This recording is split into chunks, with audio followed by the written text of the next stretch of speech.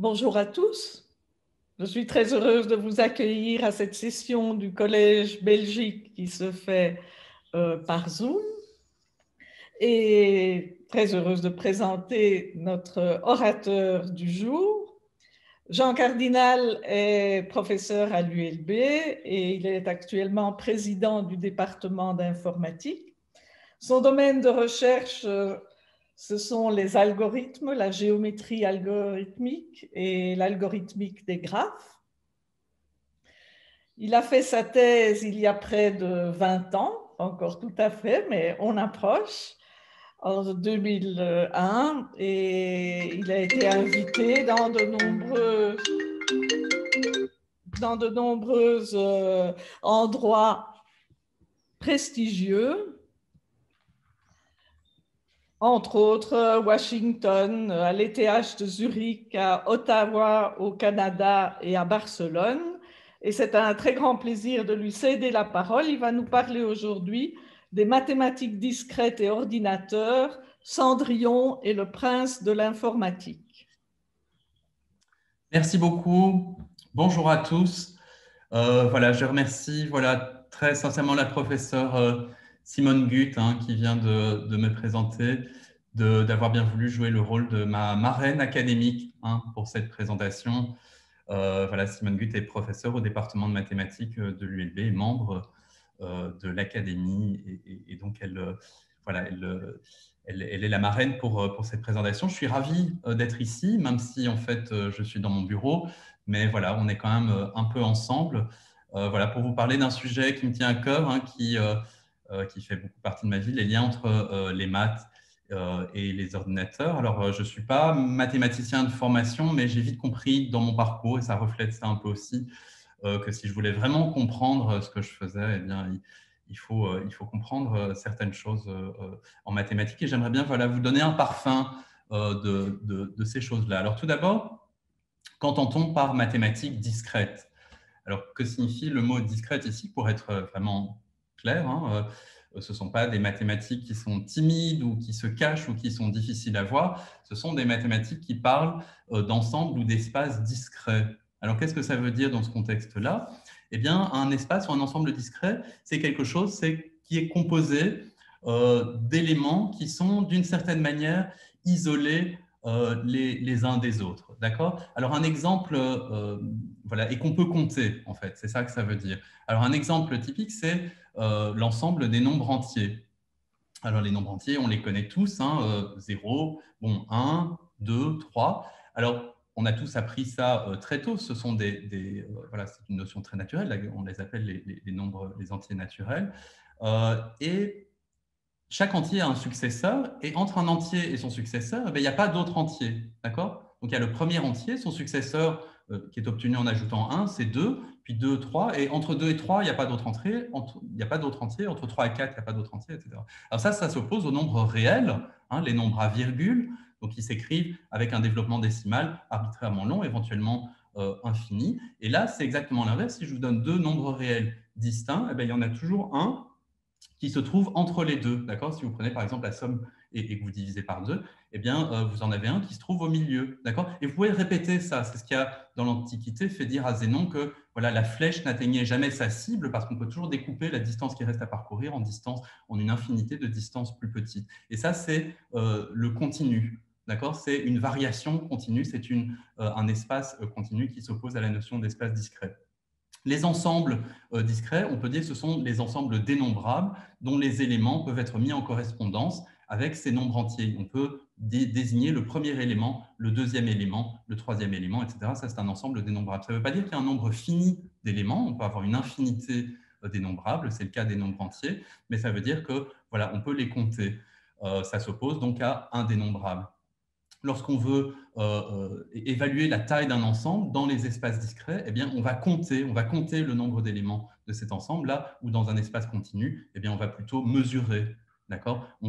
Lorsqu'on va évaluer des quantités, faire ces mesures, eh bien, on va utiliser des sommes s'il s'agit d'ensembles discrets et des intégrales s'il s'agit d'un espace ou d'un ensemble continu. Alors, l'intégrale, une des définitions classiques de l'intégrale, c'est en fait la limite de somme discrète, d'accord? Mais c'est cette limite qui est le passage au continu, le passage d'un ensemble discret ou d'un support discret à un support continu. Donc, c'est ça les mathématiques discrètes, ce sont les maths qui vont s'occuper voilà, de ces choses qu'on peut compter, qu'on peut dénombrer.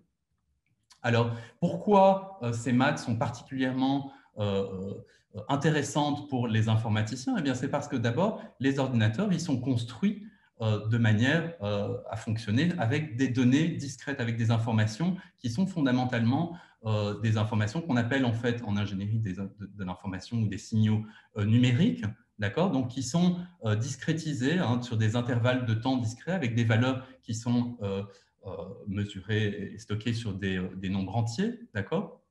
Ça s'oppose à des signaux analogiques qui varient continuellement. Alors, il y a eu des machines analogiques dans l'histoire de l'informatique, mais c'est réellement le numérique qui est la technologie voilà, qui a d'une certaine manière gagné.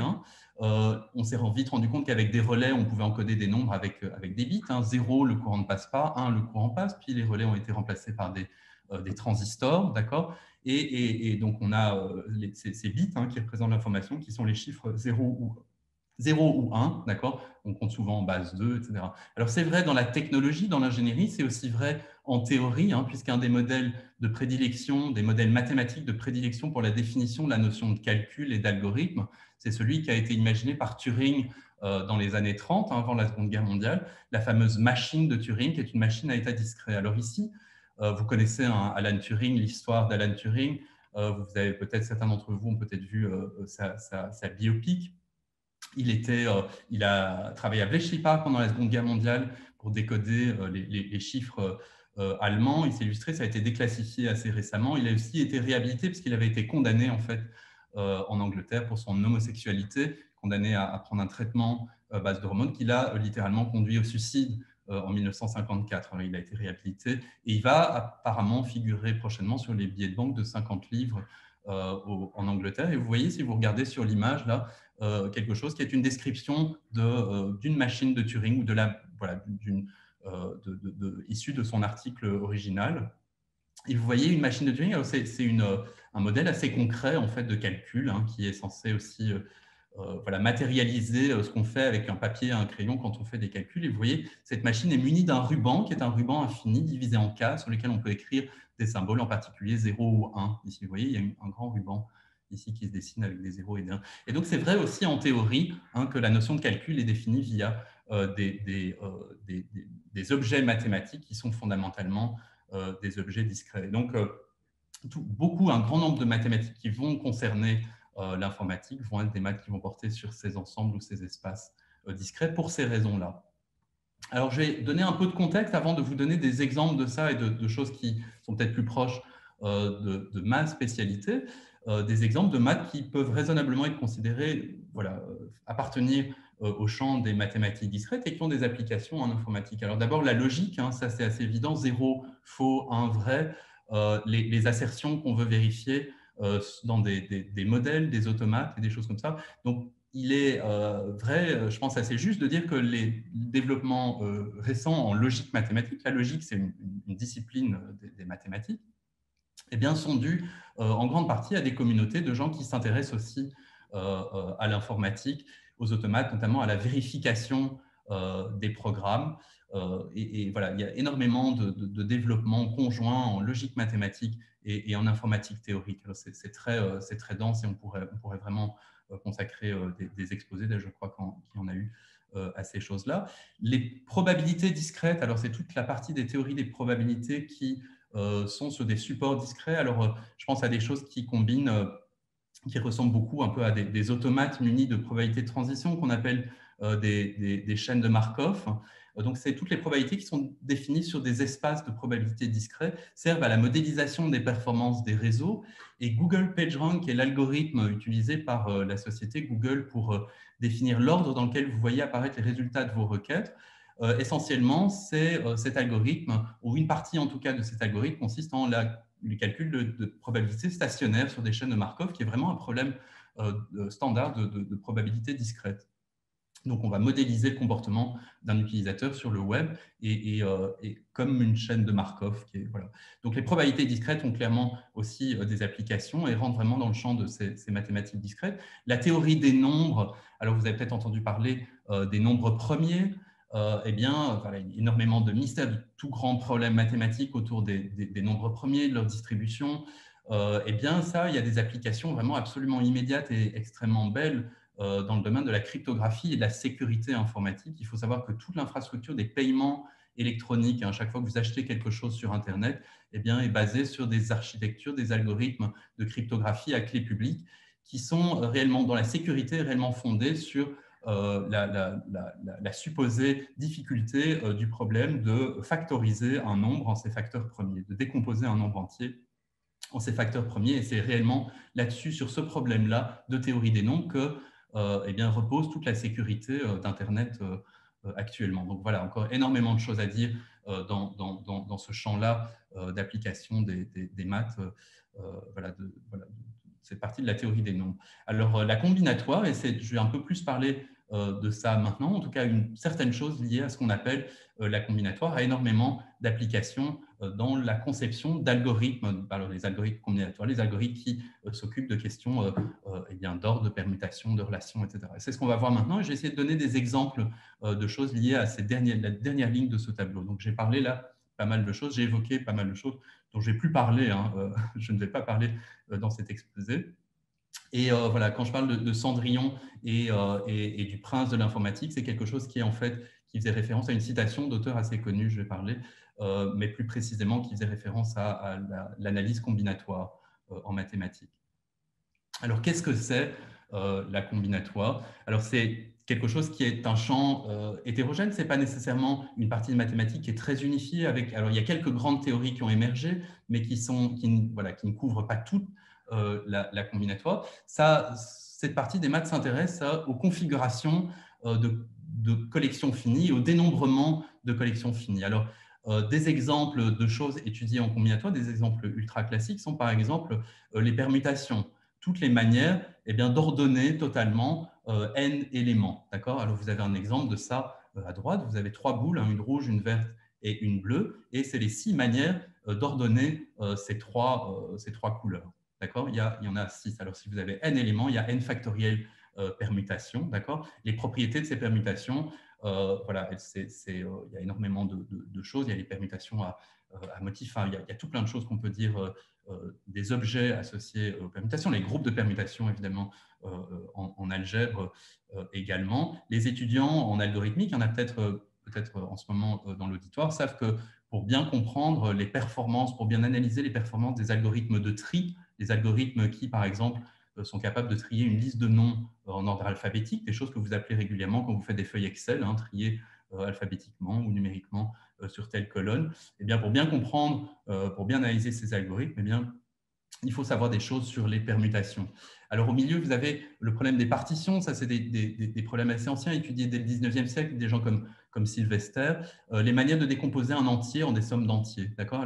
Vous avez ici, donc tout autour, en bleu le plus foncé, et bien, vous avez toutes les manières de partitionner l'entier 8 en une somme d'entiers plus petits. Donc, 8, c'est 7 plus 1.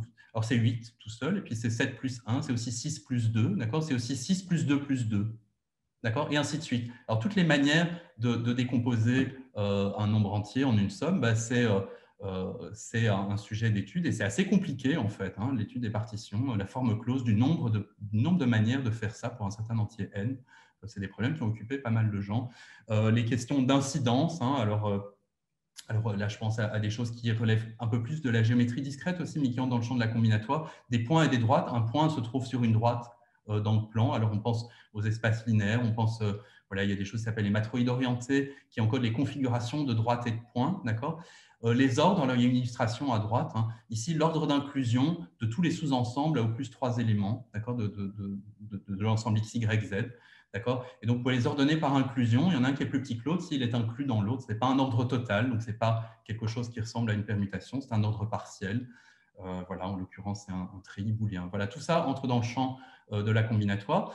Et autre chose aussi, un sujet qu'on a évoqué ou un mot qui a été dit aussi, c'est ce qu'on appelle la théorie des graphes. Alors, qu'est-ce qu'un graphe? Alors, je vais en parler après. Je vais d'abord expliquer pourquoi on a parlé de Cendrillon. Alors, quand j'ai envoyé ma proposition de conférence à Simone Gutt, elle m'a renvoyé un email avec des points d'exclamation en me disant que ce n'était pas du tout vrai, que les maths discrètes étaient en algèbre, il y avait plein de choses, voilà, Coxeter, la théorie des représentations. Alors ça, c'est absolument vrai, évidemment. Les nombres entiers, ils sont suffisamment là depuis longtemps pour qu'on ait dû faire partout, enfin, la plupart des domaines des mathématiques, des raisonnements fondamentalement combinatoires, ça c'est évident. Et il est évident aussi que c'est idiot de séparer, de dire qu'il y a les mathématiques discrètes d'un côté et le reste des mathématiques de l'autre. C'est tout à fait stupide et c'est, je pense, même anti-scientifique. Je pense que l'intérêt de la science, c'est dans les échanges et dans la communication et dans justement les choses qui unifient plutôt que ce qui divise. Néanmoins, à une certaine époque et dans une certaine communauté, voilà, la reconnaissance de la combinatoire comme un champ, une discipline séparée, distincte des mathématiques, eh ben, recevait de la part de certains autres mathématiciens eh bien, une forme de condescendance ou voilà, de choses. Oui, c'est un ensemble de techniques qui peuvent être utiles, mais voilà, il n'y a pas vraiment de théorie unificatrice, c'est un peu accessoire, c'est parfois récréatif. Jean Doyen m'a parlé de cette citation de Jean Dieudonné, un grand bourbakiste français qui parlait des mathématiques du petit déjeuner. Alors, c'était tout juste bon à voilà, se mettre en train au petit déjeuner. Hein, on résolvait quelques puzzles, quelques casse-têtes rigolos, et puis pendant la journée, on faisait des vraies maths. Voilà, il y avait un peu cette histoire-là. Il y a une page de Igor Pak, qui est combinatoriste à Los Angeles, qui recense toutes les mentions dans les articles de maths ou quand les auteurs doivent réorganiser une somme. Il dit oui, c'est pas la peine de décrire les détails, it's just combinatorics, c'est juste de la combinatoire, ça vaut même pas la peine d'être écrit. Voilà. Donc il y a eu quand même voilà, des choses c'est assez amusant parce qu'on voit que voilà, tout c'est de la science est faite, et les mathématiques aussi sont faites par des gens, il y a des phénomènes sociaux, etc.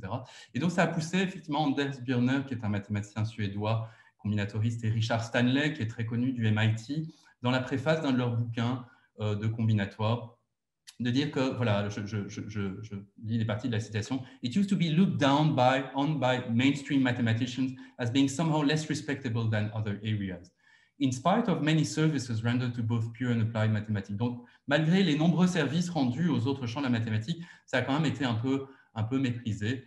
And then along came the prince of computer science with its many mathematical problems and needs. Et donc, le prince de l'informatique est venu avec ses nombreux problèmes et besoins, et c'est la combinatoire qui a le mieux chaussé le soulier de verre qu'on lui a tendu. C'est une chouette image. Hein, voilà. Donc, combinatoire, parent pauvre des mathématiques. C'est évidemment un sujet de discussion, mais c'est un petit argument ici pour montrer malgré tout que voilà, la combinatoire s'est beaucoup épanouie et a d'une certaine manière été motivée beaucoup par des problèmes qui sont issus de l'informatique, et je vais essayer voilà, d'en évoquer certains pour vous maintenant. Donc j'ai parlé, voilà, je disais la combinatoire, il y a la théorie des graphes. Alors j'ai parlé de graphes, c'est des choses qui m'intéressent. Alors ce sont des objets mathématiques qui sont en fait vraiment très simples. Alors peut-être que vous n'aurez pas l'impression de comprendre, mais je pense que vous aurez compris, c'est tellement simple que voilà, il n'y a pas vraiment de choses à comprendre. C'est aussi une caractéristique, je pense, de ce domaine des maths, c'est que souvent, ben, finalement, les énoncés, ils sont souvent assez concrets, on peut souvent les comprendre assez facilement sans grand bagage. Pour résoudre les problèmes, c'est autre chose, mais souvent, les objets dont ces maths parlent sont des choses qu'on peut décrire en fait assez facilement, même à des non-initiés. Donc, un graphe, ben, c'est un ensemble d'objets dont certaines paires sont reliées entre elles. D'accord? Alors, on les dessine, ces graphes. Alors, c'est vraiment des dessins. Donc, il ne faut pas trop faire attention aux dessins. Il faut essayer de comprendre que c'est réellement une structure qui est purement combinatoire, qui ne dépend pas de la manière dont on la dessine. Par exemple, ici, on a une collection AB, C, D, E, d'accord, de 5 objets que j'appelle comme ça, avec les 5 premières lettres de l'alphabet. Et on les dessine avec un rond, on leur donne un petit nom, et puis on lie certaines paires entre elles par un segment de droite ou une courbe sur notre dessin pour dire que ces paires-là sont adjacentes. Mais réellement, le graphe, la structure de graphe, c'est réellement cet ensemble qu'on appelle l'ensemble des sommets, A, B, C, D, E, et puis l'ensemble des paires qui sont reliées par ces sommets qu'on appelle par des arêtes. Donc ces paires, on les appelle voilà, les arêtes. Donc ici, il y a 5 sommets. Il y a une arête entre A et D, mais il n'y a pas d'arête entre A et C. Donc on dit que A et D sont adjacents, mais A et C ne sont pas adjacents, sont non adjacents. Et donc il y a un dessin ici de ce graphe qui indique que voilà, on a A, B, C, D. Donc on tourne dans le sens contraire des aiguilles d'une montre. Ils sont tous reliés dans ce sens-là. Et puis E est relié à tout le monde sauf A. Et on peut le dessiner aussi comme ça, et c'est le même graphe. D'accord? Donc il faut comprendre que c'est réellement la relation d'adjacence qui importe et pas le dessin. Donc les sommets et les arêtes, et c'est tout. Et c'est voilà, des choses dont certaines sont reliées entre elles par paire. Alors ici, j'ai dessiné un autre graphe. Alors, ça va revenir, ces genres de graphes-là, on les appelle des arbres parce qu'ils n'ont pas de boucle. Ils n'ont pas de ce qu'on appelle de cycle. Ça veut dire qu'on ne peut pas se promener dans le graphe en empruntant des arêtes différentes et en revenant à son point de départ. On peut le faire ici, il y a un cycle A, de A vers B, B est adjacent à C, C est adjacent à D, D est adjacent à A. Donc on a un cycle A, B, C, D, un circuit fermé, si vous voulez. Il n'y en a pas dans celui-là. Quand il n'y a pas de circuit fermé, quand il n'y a pas de cycle, on dit que le graphe est acyclique. Et s'il est connexe, si tous les sommets malgré tout sont reliés entre eux, on dit que c'est un arbre. Voilà, donc graphe ici, et graphe acyclique connexe, où tous les sommets sont connectés. On peut voyager de n'importe quel sommet à n'importe quel autre, mais il n'y a pas de boucle. Alors on parle d'arbre. Voilà, donc ça va revenir. Graphe, sommet, arête, arbre. Voilà, quelques éléments de vocabulaire de théorie des graphes. Alors ça sert à modéliser plein de choses, les graphes. Il y a plein d'applications de la théorie des graphes. Alors Claude Berge, dans les années, je pense, 70 en France, a dirigé un peu des équipes. C'est un grand théoricien des graphes français et il était impliqué à un moment dans la décision du CNRS de mettre la théorie des graphes en informatique ou en maths.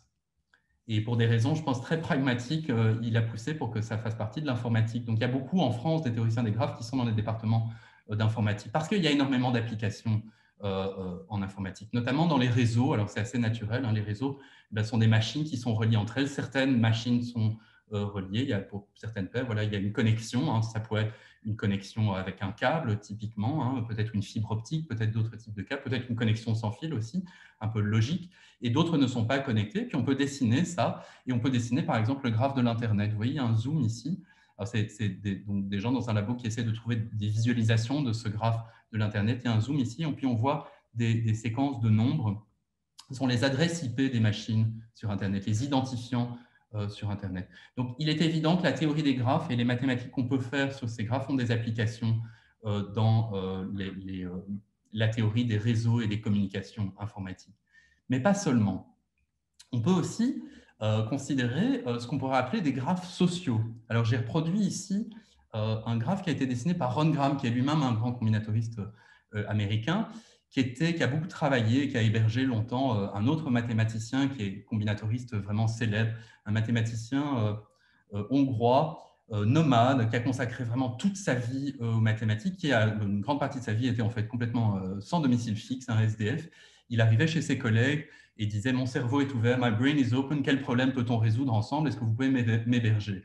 Et on lui donnait des vêtements dont on ne se savait plus, et on lui faisait des donations pour qu'il puisse payer son billet pour aller voir le collègue suivant et rédiger l'article suivant, un des mathématiciens les plus prolifiques du XXe siècle, le roi de la résolution de problèmes, aussi des maths très concrètes, un style qui s'opposait assez fort au style, aux abstractions bourbakistes, et qui était partie prenante dans les controverses entre des gens comme Grunbaum et Jean Dieudonné, dont j'ai déjà parlé. Donc, il collaborait beaucoup, et Ron Graham a dessiné le graphe des collaborations d'Erdős, des collaborateurs d'Erdős. Donc, c'est tous les mathématiciens autour de ce mathématicien-là, et deux sont adjacents s'ils ont écrit un article ensemble.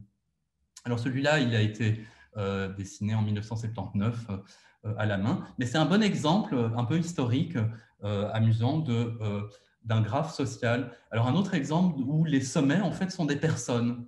D'accord? Les sommets ne sont plus des routeurs sur Internet ou des machines connectées, ce sont des gens, et deux personnes sont adjacentes dans ce graphe si elles entretiennent une certaine relation. Alors, il y a plein de relations possibles, on peut imaginer plein de choses. La relation ici entre ces mathématiciens, c'est avoir écrit un article ensemble. Alors, un autre exemple, c'est par exemple être ami sur Facebook. Si vous avez un compte Facebook, eh bien, vous êtes le sommet d'un graphe qui est le graphe des amis sur Facebook. Alors celui-là, il intéresse vachement Facebook, la société, parce que analyser ce graphe, ça donne des informations sur le comportement des gens à qui envoyer des publicités, etc. Ça fait partie, même s'il ne connaît pas votre adresse, votre nom, vos préférences en tout genre, ben, il sait qui sont vos amis et donc il peut, voilà, en analysant ce graphe, on peut apprendre des choses sur vous. C'est pour ça que je pense que c'est intéressant aussi de comprendre les algorithmes en général et ces algorithmes-là en particulier pour savoir voilà, à quelle sauce aussi on va être mangé par ces corporations. Donc des graphes sociaux, des relations entre des personnes, les graphes, ça sert à modéliser ça aussi. Alors en biologie, il y a énormément de graphes. Ici, une reproduction d'un dessin de Buffon au XVIIIe siècle qui dessine des relations entre des races de chiens. Voilà, alors c'est des relations de similarité, de traits partagés, de choses comme ça. Je n'ai pas exactement les détails pour cette illustration particulière, mais ça me sert de support en tout cas à l'idée que, eh bien, en biologie, il y a énormément de graphes, et en particulier dans un domaine de la biologie qui est l'évolution, la reconstitution de l'évolution des espèces. Eh bien, alors c'est assez nouveau, maintenant on a séquencé les génomes, on peut comparer les distances entre les génomes, on peut faire des graphes de similarité entre génomes, et on peut extraire de ces graphes des hypothèses sur l'évolution des espèces en fonction de leur génome. D'accord ? Et ça, c'est le domaine de la phylogénétique, des algorithmes pour la phylogénétique, dont ce document est un exemple finalement voilà, ancien, un petit peu précurseur sur les races de chiens. Alors, il y a d'autres graphes en biologie, un graphe de similarité de protéines, des graphes de ce qu'on appelle les voies métaboliques, d'accord ? Et donc, il y a énormément d'algorithmique des graphes qui est utilisé, qui a des applications en biologie. Voilà, il n'y a pas que les graphes, il y a énormément de choses. Il y a tout voilà, qui forment tout ce qu'on appelle en fait le domaine relativement récent, mais maintenant voilà, qui est là depuis un bon moment, de la bioinformatique, d'accord ? Qui emprunte énormément de choses aussi, aux mal discrètes et à la combinatoire en particulier. Donc énormément d'applications dans les logiciels en biologie, les graphes sociaux et les réseaux de communication. Voilà quelques exemples. Alors, je vais essayer de vous donner maintenant des exemples un peu plus précis de choses qu'on peut faire avec ces définitions de théorie des graphes. Et je vais vous parler d'un problème en particulier qui va me servir de support voilà, des phénomènes un peu généraux de complexité, de représentation et de lien aussi avec les polyèdres. Alors ce problème dont je voulais vous parler, c'est le problème de l'arbre couvrant. Alors je vous ai expliqué ce que c'est qu'un graphe, des choses qui sont, certaines paires sont reliées entre elles. Et un arbre, je vous ai expliqué que c'était un graphe qui était connexe, mais qui n'avait pas de boucle, il n'y avait pas de circuit fermé. On ne pouvait pas voyager d'un sommet, à partir d'un sommet, suivre des arrêts différents et revenir à ce sommet-là. D'accord ? Un arbre couvrant, c'est dans un graphe, on se donne un graphe, alors avec éventuellement tout plein de cycles, tout plein, qui ne ressemble pas du tout à un arbre, et on voudrait couvrir l'ensemble des sommets de ce graphe avec un sous-ensemble des arêtes qui forment un arbre. D'accord ? Donc on voudrait isoler, avoir une sous-structure, un sous-graphe qui est un arbre et qui va couvrir tous les sommets de ce graphe. Donc ici, vous avez en gris les arêtes d'un graphe, c'est extrait voilà, une illustration du fonctionnement d'un logiciel, d'une librairie d'algorithmique sur les graphes qui s'appelle iGraph. Vous avez ici en gris et rouge toutes les arêtes du graphe, et en rouge un sous-ensemble des arêtes qui connectent tous les sommets du graphe et dans lesquels il n'y a pas de cycle. D'accord ? Vous ne pouvez pas trouver de circuit fermé rouge. Okay ? Alors, c'est voilà, une manière d'isoler dans un graphe une partie du graphe qui permet à tout le monde de communiquer, qui permet de voyager de n'importe quel sommet à n'importe quel autre, mais dans lesquels il n'y a pas de boucle. Alors, ces arbres couvrants, je vais immédiatement vous donner une application de ces arbres couvrants. En 1985, une personnalité de l'Internet, en la personne de Radia Perlman, une chercheuse américaine, a publié un article sur ce qu'on appelle maintenant le protocole de l'arbre couvrant. Alors, c'est donc Spanning Tree Protocol. Alors, c'est un système qui permet en fait à des machines de communiquer entre elles sur un réseau local, ce qu'on appelle un LAN. Alors, les informaticiens d'entre vous savent peut-être ce que c'est qu'un LAN, Local Area Network. Donc, c'est un réseau de machines qui fait partie d'Internet, mais qui est dans un périmètre local avec des protocoles propres, d'accord ? Et alors, ces réseaux-là sont contrôlés par ce qu'on appelle des bridges et des switches, donc des ponts et voilà, des switches, mais je crois pas que ça se traduit. Et pour pouvoir correctement faire passer les petits paquets d'informations qui circulent sur ces réseaux, eh bien, on va demander à ces ponts, ces bridges, en préliminaire, lorsque tout ça s'allume et se met en route, de construire un arbre couvrant sur la topologie du réseau. Donc le réseau, peut-être qu'il y a beaucoup de machines qui sont connectées entre elles, peut-être que ça ressemble à ce réseau d'arêtes grises ici, avec beaucoup de connexions, eh bien, le protocole va décider de n'utiliser qu'une partie de ces connexions qui permettent à toutes les machines de communiquer entre elles, c'est-à-dire qu'il doit être connexe, au sens de la théorie des graphes, il doit y avoir un chemin entre toute paire de machines, mais qui doit être sans boucle. On parle dans la terminologie des réseaux informatiques de topologie sans boucle. Et dans cet article où elle décrit ce protocole qui permet à ces ponts, ces bridges de définir ces chemins et cette topologie sans boucle pour faire fonctionner le réseau local, eh bien, elle a écrit un petit poème qu'elle a intitulé Algorhyme, qui est voilà, un jeu de mots, hein, algorithme en français, dans lequel elle dit « I think I shall never see a graph more lovely than a tree ». Je ne verrai jamais de graphe plus adorable qu'un arbre, dont la propriété principale, ou crucial property, is loop-free connectivity. Donc, c'est connexe et il n'y a pas de boucle. Un arbre, which must be sure to span, donc pour lesquels on doit être sûr de couvrir, doit être couvrant. So packets can reach every line, de façon à ce que tous les paquets puissent accéder à tous les réseaux locaux. Et elle décrit en fait littéralement son algorithme distribué pour la désignation d'un arbre couvrant dans ce réseau, dans la suite du poème. Hein. Donc d'abord, il faut sélectionner une racine par son ID, son identifiant, et puis à partir de cette racine, des chemins sont tracés. Et les deux derniers vers « A mesh is made by folks like me ». Donc les connexions sont faites par des gens comme moi, mais « then bridges find a spanning tree ». Ce sont les ponts qui trouvent un arbre couvrant. Donc voilà, Spanning Tree Protocol, l'utilisation, voilà directement en 1985 de la notion en fait d'arbre couvrant pour faire communiquer des machines. Donc vous utilisez en fait des arbres couvrants chaque fois que vous connectez une machine dans une organisation sur un réseau, et bien des arbres couvrants qui permettent à ces machines de communiquer. Alors, l'histoire des arbres couvrants, elle remonte en fait beaucoup plus loin, bien avant 1985. Le mathématicien tchèque Otakar Borůvka, on lui avait soumis un problème, c'est un collègue ingénieur qui lui avait soumis le problème de trouver le réseau le plus économique pour connecter, pour constituer le réseau électrique de la région de Moravie, dans le sud de Moravie occidentale, je pense, dans le sud de la Tchéquie. Et alors, il avait trouvé un algorithme, il a publié plusieurs articles. Alors, les titres de l'article, c'est toujours rigolo, à l'époque, les titres étaient assez laconiques, assez vagues. Voilà, j'ai écrit le titre en version originale, en français, ça donnerait « Sur un problème minimal ». Voilà, donc voilà, on n'en sait pas plus. Mais donc, il se donne le problème. Et vous voyez une version résumée de l'article qui a été publié dans une autre revue, dans laquelle eh bien, il donne un exemple. Il y a des points, en fait, hein, et puis il faut relier ces points par un arbre. Et il faut que la longueur totale des câbles ici soit la plus petite possible. Donc là, on cherche non seulement un arbre couvrant, on veut que ce soit un arbre parce que s'il y a une boucle, eh bien, il y a une connexion qu'on peut enlever et ça n'enlève pas de connexité. Et on veut en plus qu'il soit optimal dans le sens, on veut qu'il ait la somme des longueurs des connexions utilisées effectivement, des connexions établies dans l'arbre doit être la plus petite possible. D'accord ? Et on a là le problème de l'arbre couvrant minimal. D'accord ?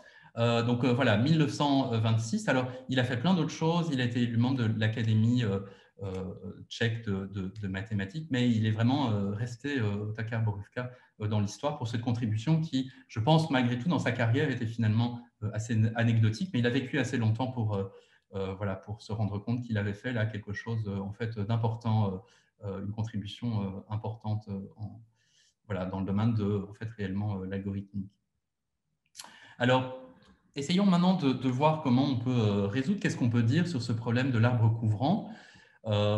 Et en particulier, alors je vais revenir avec cette idée que chaque arête qu'on inclut ou non dans l'arbre couvrant a un coût, d'accord ? Et qu'on voudrait trouver l'arbre couvrant qui soit de poids minimum.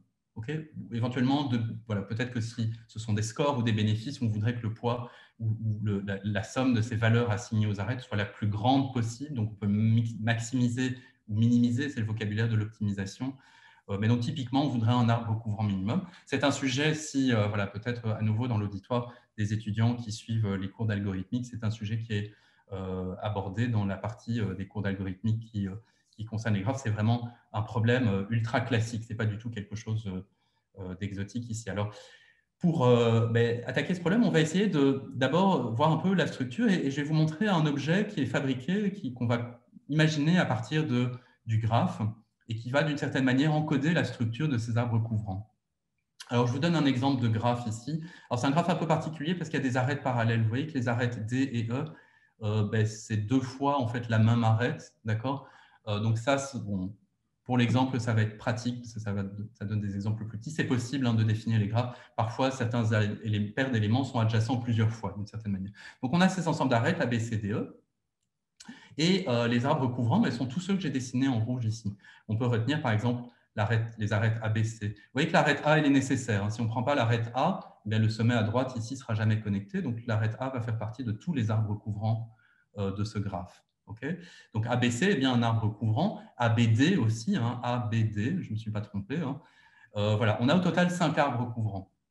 Okay, et alors, j'ai simplement écrit ici l'ensemble des arêtes qu'on retient dans cet arbre, parmi les 5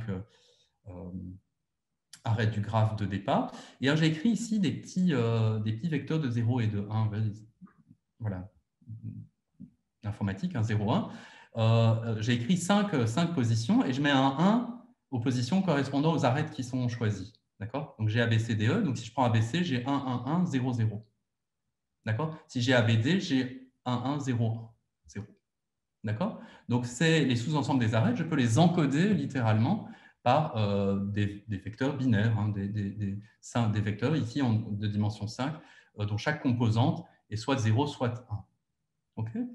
Et alors maintenant, je vais faire quelque chose que je trouve assez amusant et qui est intéressant, c'est que je vais en fait regarder tout ça sous forme de… J'ai en fait utilisé une représentation sous forme de polyèdre de ce problème. Donc, je vais maintenant parler de polyèdre.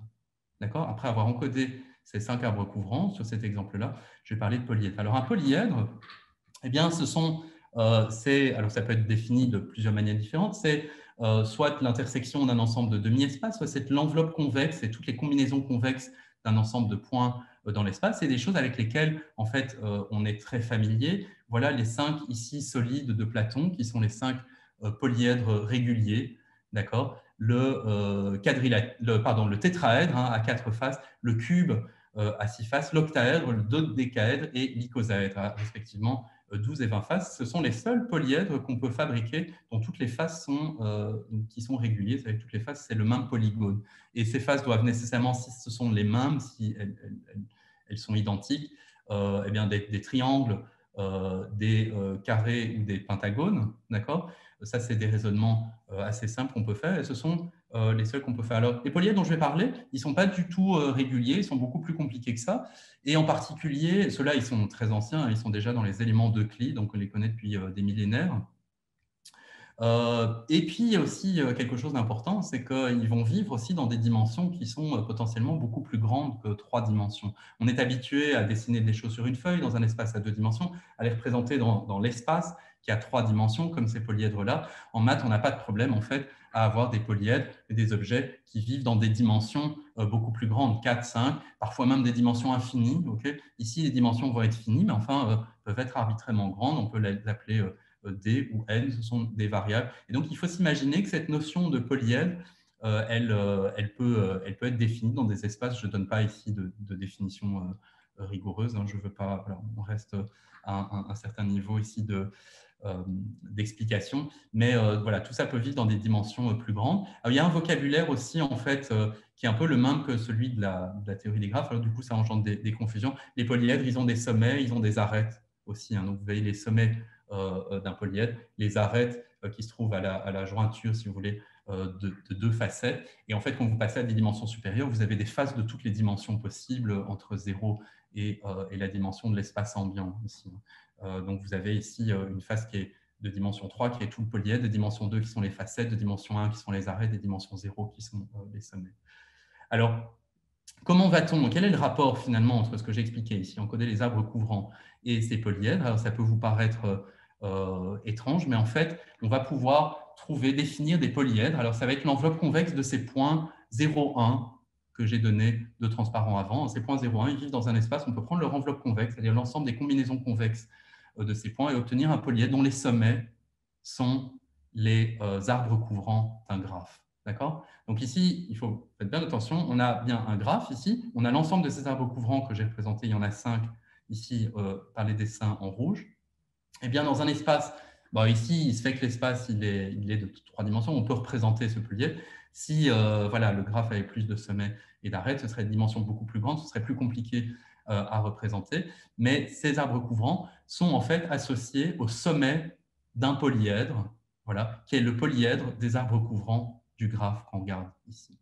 Alors ce polyèdre, il a des propriétés tout à fait fascinantes. C'est quelque chose qu'on fait quand on regarde des problèmes. Ici, c'est un problème d'optimisation combinatoire, c'est-à-dire qu'on veut trouver une structure combinatoire qui est optimale pour un certain critère. Eh bien, on va formuler le problème sous forme d'un polyèdre en encodant les solutions, en les regardant ces encodages dans un certain espace et en prenant les combinaisons convexes. Alors, il faut le faire proprement, il faut le faire d'une certaine manière pour que ça ait du sens.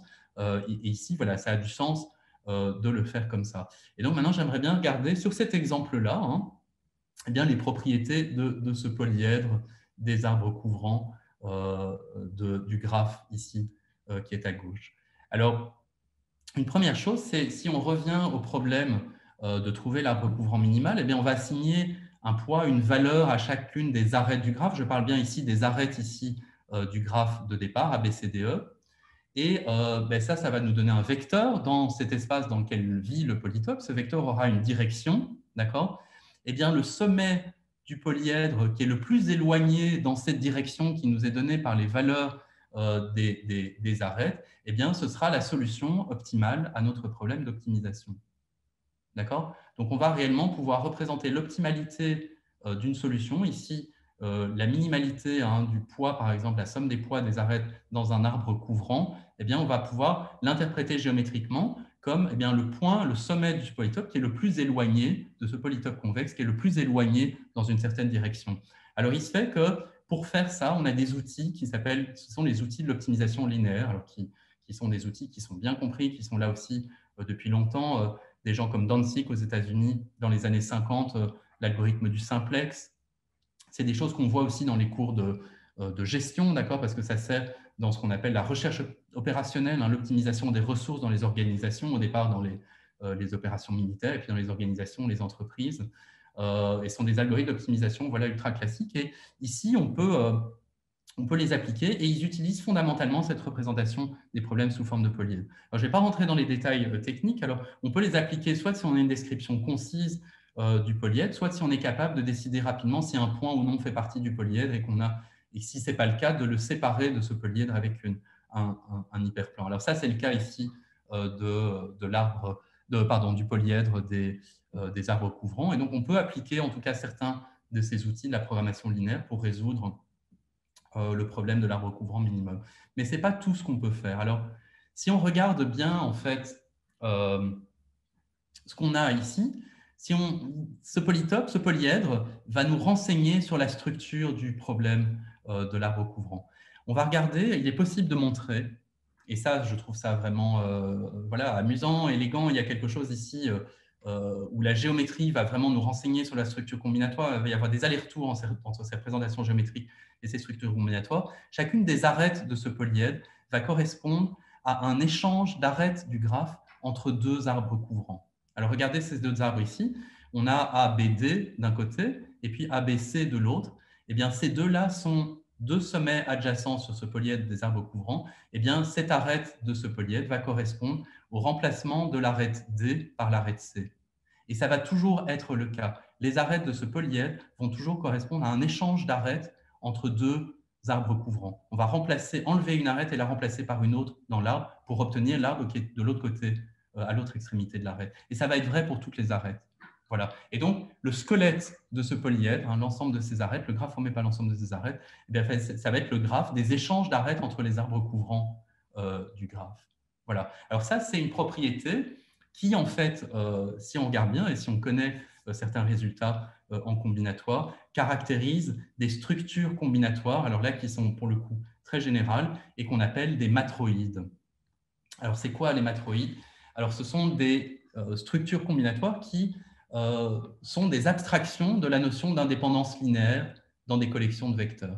Alors, ça part de l'observation, dans le cas de ce qu'on appelle les matroïdes graphiques, donc les arbres couvrants d'un graphe, de l'observation que les arbres couvrants d'un graphe, eh bien, ça se comporte, ont beaucoup de propriétés communes avec les bases d'un espace vectoriel.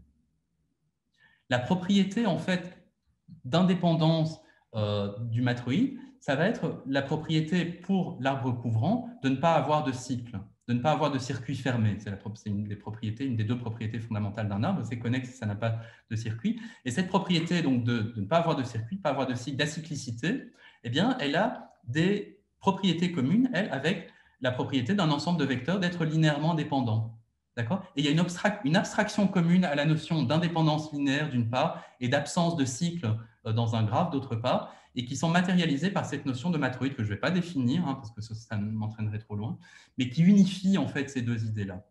Alors c'est une théorie qui a été initiée par Hassler Whitney aux États-Unis. On a découvert récemment, il n'y a pas très longtemps, que dans 4 papiers écrits en allemand d'un mathématicien japonais qui est mort très jeune, qui a une histoire, une vie assez rocambolesque, qui s'appelle Nakazawa, on s'est rendu compte qu'il l'avait aussi inventé essentiellement au même moment, un petit peu après, mais complètement indépendamment, cette théorie des matroïdes.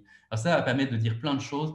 La théorie des matroïdes, c'est une théorie, je trouve, c'est un excellent exemple de quelque chose qui forme réellement une théorie au sein de l'analyse combinatoire, qui prolonge réellement la théorie des graphes. Alors les grands noms en théorie des matroïdes sont aussi ceux de théorie des graphes, des gens comme William Tutt, Paul Simo, des gens comme Giancarlo Rota aussi au MIT ont beaucoup travaillé sur ces choses-là. Il y a encore énormément de questions ouvertes.